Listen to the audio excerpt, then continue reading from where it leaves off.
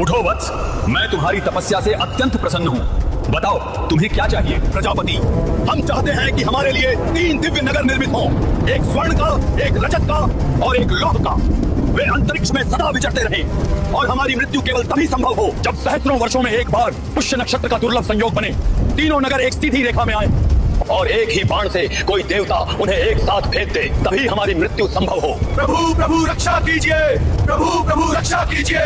प्रभु ब्रह्मा के वरदान से वे लगभग अमर हो चुके हैं। यदि अभी उन्हें न रोका गया तो वे समस्त ब्रह्मांड का संहार कर देंगे।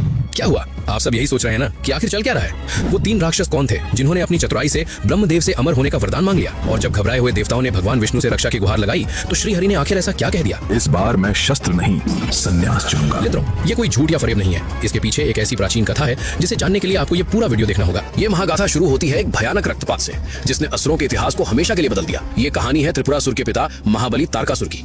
तारकासुर केवल एक असुर राजा नहीं था, वो ब्रह्मांड का पहला ऐसा प्राणी था जिसने नियति को एक खेल समझ लिया था। उसमें बल तो था ही, लेकिन उससे भी खतरनाक थी उसकी कुटिल बुद्धि। उसने ब्रह्मा जी की तपस्या करके अमरता मांगनी चाहिए, लेकिन जब अमरता नहीं मिली तो उसने एक ऐसा वरदान मांगा जिसे सुनकर स्वयं विधाता भी चकित रह गए। तारकासुर जानता था कि भगवान शिव उस समय वैरागी थे। उनकी पत्नी सती का देहांत हो चुका था और वे घोर समाधि में लीन थे, जिसका टूटना असंभव था। इसलिए तारकासुर ने वरदान मांगा, मेरी मृत्यु केवल शिव के रक्त से जन्मे पुत्र के हाथों ही हो, और वो पुत्र भी सेनापति के रूप में मुझे ललकारे। ये वरदान अमरता से कम नहीं था। शिव का दूसरा विवाह होना और पुत्र का जन्म लेना, ये सब असंभव प्रतीत होता था। वरदान मिलते ही तारकासुर का असली रूप सामने आया। उसने स्वर्ग लोक पर आक्रमण कर दिया, देवताओं को रस्सियों से बांधकर अपने महलों में झाड़ू लगाने पर मजबूर किया। यमराज उसके भय से भैंसे पर चढ़ना भूल गए। अग्निदेव रसोइये बन गए। तीनों लोकों में केवल एक ही नारा गूंजता था, जय तारकासुर। देवताओं की दयनीय दशा देखकर प्रकृति ने हस्तक्षेप किया। माता पार्वती का अवतरण हुआ, शिव की समाधि टूटी और उनका विवाह संपन्न हुआ। लेकिन तारकासुर फिर भी निश्चिंत था। वो सोचता था कि शिव का पुत्र अभी जन्मेगा, बड़ा होगा, युद्ध सीखेगा, तब तक हजारों साल बीत जाएंगे। लेकिन वो भूल गया था कि शिव का पुत्र कोई साधारण बालक नहीं होगा। शिव के तेज और अग्नि के गर्भ से जन्म हुआ कार्तिकेय का, स्कंद का। जन्म के कुछ ही दिनों के भीतर वो बालक देवताओं का सेनापति बन गया। 6 मुख और 12 हाथों वाले उस बालक के हाथों में दिव्य शस्त्र थे। तारकासुर को जब पता चला कि एक छोटा बालक उसे युद्ध के लिए ललकार रहा है तो उसका अट्टहास पूरे ब्रह्मांड में गूंज उठा। उसने अपनी विशाल सेना के साथ कुरुक्षेत्र के पास डेरा डाला। उसने सोचा था कि वो उस बालक को कुचल देगा। युद्ध के मैदान में तारकासुर हाथी जैसा विशाल और कार्तिकेय एक छोटे जुगनू जैसे लग रहे थे। तारकासुर ने गरजते हुए कहा, जाओ बालक, जाकर अपनी मां की गोद में खेलो, युद्ध वीरों का काम है। लेकिन कार्तिकेय ने कोई उत्तर नहीं दिया। उन्होंने बस अपना शक्ति अस्त्र उठाया। उस क्षण तारकासुर ने उस बालक की आंखों में देखा। वहां भोलापन नहीं था, वहां साक्षात महाकाल की प्रलय अग्नि थी। इससे पहले कि तारकासुर अपनी गदा उठा पाता, कार्तिकेय का शक्ति अस्त्र बिजली की गति से निकला और तारकासुर की छाती को चीरता हुआ पार निकल गया। वो पहाड़ जैसा असुर जिसे वरदान का अहंकार था, एक ही प्रहार में धरती पर आ गिरा। उसके गिरते ही पृथ्वी कांप उठी। उसका रक्त नदियों की तरह बहने लगा। रणभूमि में तारकासुर का विशाल शव पड़ा था। वो असुर जिसने तीनों लोगों को अपनी मुट्ठी में कर रखा था। देवताओं की सेना में जश्न का माहौल था। भगवान कार्तिकेय की जय जयकार से आकाश गूंज रहा था। युद्ध समाप्त हुआ। देवता फूलों की वर्षा कर रहे थे, गंधर्व गीत गा रहे थे। लेकिन उस उत्सव के शोर से दूर जंगल की अंधेरी झाड़ियों के पीछे 3 युवा असुर खड़े थे, तारकाक्ष, कमलाक्ष और विद्युन्माली। उन्होंने अपने पिता के विशाल शव को देखा, उनके सीने में हुए उस घाव को देखा। उन्होंने देखा कि कैसे एक छोटी सी चूक, वरदान में कमी ने उनके पिता को मार डाला। उन्होंने उस दिन आंसू नहीं बहाए, बल्कि एक कसम खाई। उन्होंने समझ लिया कि बल से नहीं बल्कि बुद्धि और विज्ञान से ही देवताओं को हराया जा सकता है। उन्होंने ठान लिया कि वे अपने पिता की तरह गलती नहीं करेंगे। वे एक ऐसा सिस्टम बनाएंगे जिसे भेदना शिव के पुत्र तो क्या, स्वयं शिव के लिए भी असंभव होगा। और यहीं से नींव पड़ी उस महाविनाश की जिसे दुनिया त्रिपुरासुर वध के नाम से जानती है। उन्होंने उसी क्षण ये समझ लिया कि अगर देवताओं से जीतना है और मृत्यु को हराना है तो उन्हें बाहुबल नहीं बल्कि बुद्धि के उस स्तर पर जाना होगा जहां देवता भी ना पहुंच सके। वे जानते थे कि इस सृष्टि में अमरता प्रकृति के नियमों के विरुद्ध है, उसे सीधे मांगा नहीं जा सकता। इसलिए उन तीनों ने सृष्टि के संविधान में एक लूप होल यानी एक ऐसी खामी खोजने का फैसला किया जिसे मृत्यु के देवता यमराज भी ना भेज सके। प्रतिशोध की ज्वाला हृदय में लिए तीनों भाइयों ने सुमेरु पर्वत की कंदराओं में जाकर तपस्या आरंभ की।